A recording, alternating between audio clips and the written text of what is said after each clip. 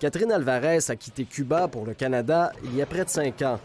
Après un emploi dans la restauration, elle a été embauchée comme commis à la peinture chez Rona. Elle est maintenant la gérante du rayon. C'était mon deuxième job au Canada depuis que je suis arrivée ici, puis j'ai trouvé qu'il y a une belle ambiance de travail, pas seulement de mes employés, aussi de tous mes directeurs. Des travailleurs comme elle, le centre de rénovation en a bien besoin. Il compte déjà 240 employés, mais on en cherche d'autres. Il manque encore 25 à 30 personnes en magasin, dont une équipe de nuit complète. Tous les commerces, en fait, cherchent des candidats. Donc, le marché est de plus en plus difficile. 35 et 70. Que ce soit des caissiers, des commis ou des gestionnaires, Lowe's, la maison mère de Rona, cherche à recruter 1000 candidats en ce moment au Québec. On s'assure d'avoir des salaires compétitifs.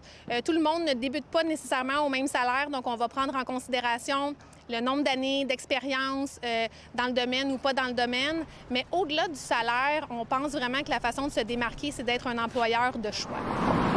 Selon l'Institut du Québec, 150 000 postes sont vacants dans la province.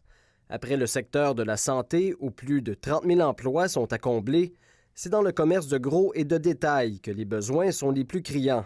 20 000 postes sont à pourvoir. Dans la restauration, il y en a 11 000. C'est particulier parce qu'il y a beaucoup de demandes pour ces emplois-là qui sont rémunérés, disons, moins de 20 $ de l'heure. Mais c'est en même temps des secteurs qui ont été très affectés par la pandémie, puis là aussi où il y a des chômeurs pandémiques.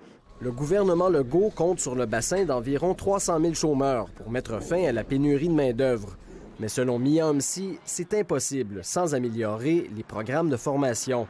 Toutes les sociétés aspirent à ça, prendre les chômeurs puis essayer de les replacer, comme l'Allemagne puis le Danemark sont vraiment bons pour ça parce qu'ils misent vraiment beaucoup sur la formation en entreprise. Puis quand ils soutiennent le revenu des gens, bien, ils disent qu'il faut peut-être te faire former.